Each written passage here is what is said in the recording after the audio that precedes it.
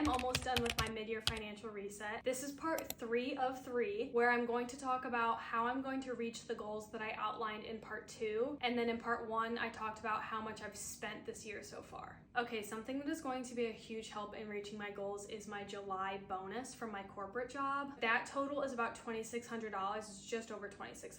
I'm gonna call it $2,600.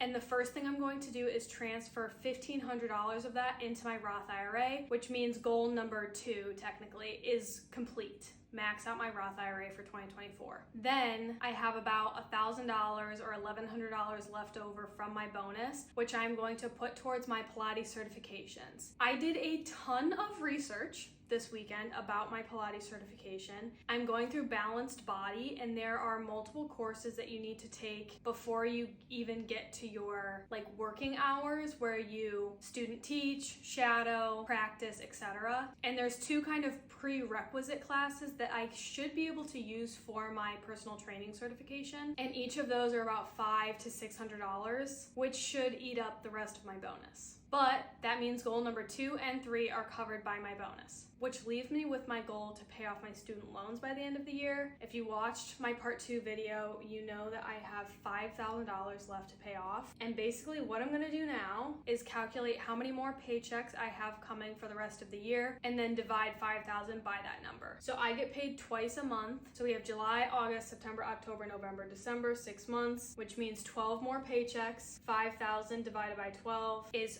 $416, which means every paycheck I need to put $416 towards my student loans in order to pay them off by the end of the year. The past few paychecks, I've been trying to ramp up my payments again. I took a break, so I've been trying to get back into it, and I have been putting $500 a paycheck towards it. So I think I'm gonna stick with that, and that will hopefully either 1, cover the interest that will start accruing August 1st, or 2, help me just pay them off earlier. So I feel really good about that. I am a strong believer that goals are one thing, but an action plan is another. And now I feel very confident that I'm going to reach all of these goals by the end of the year.